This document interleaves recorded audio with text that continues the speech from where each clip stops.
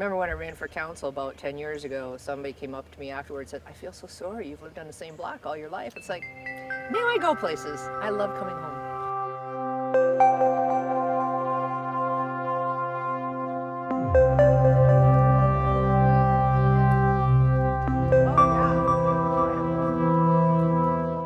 So many of the people that I grew up with still live here, which is so cool because it doesn't happen very often. Everybody knows everybody, and we have lasting friendships as a result. I mean, why leave when you're in a place where you got everything you need and the neighbors are phenomenal. If you don't have good neighbors, you don't have anything, and we have good neighbors, so that's kind of it in a nutshell. This will come off. This is not original. You can see the nails and the 2x4s and whatnot. This will all be cleaned up, repainted, windows will be restored, hopefully have a new front door. So when I went down into the archives, could not find first floor elevation or facade. But I did find the booklet of the specs. So this was spec'd out as pine. The reason why it's in such good shape is because it's virgin pine. It's rot resistant, it's insect resistant, it's mildew resistant.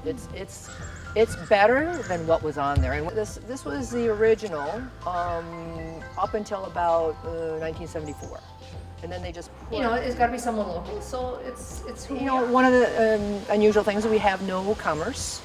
So other cities, you always hear about jobs and industry and covering the tax base. We cover our tax base alone.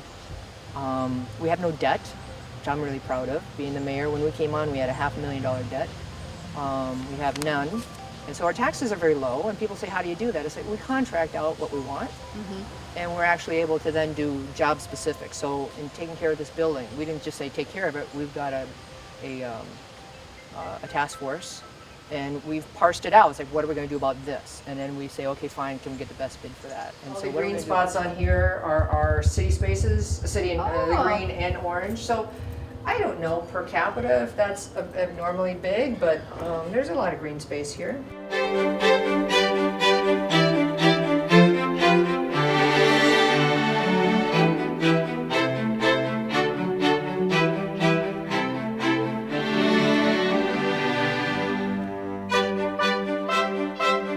One of my proudest moments is city clerk called me about 2 years ago and said, are you sitting down? I said, well, I'm actually driving to my brother's for Christmas, but yeah, so I'm sitting down. He says, well, I have a problem for you. I said, well, I'll deal with it.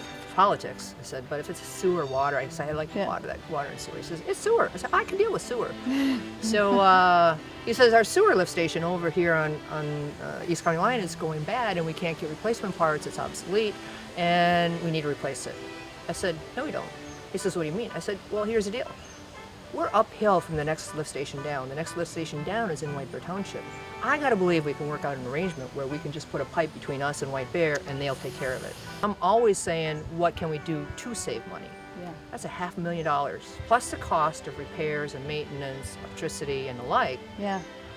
It's like, yeah, well, I'm glad I was there to help, because without that, we'd have another lift station brand shiny new and everyone just thinking everything was honky-dory. Like everything now, it's like you blink and you go, oh yeah, everything grew up again. We have to maintain this. So you blink and yeah, Buckthorn is here. I know that's what makes us different. You could live somewhere else, but you don't have the community that we have. That's the thing I think is most important, and I'm going to do the best I can to keep that going.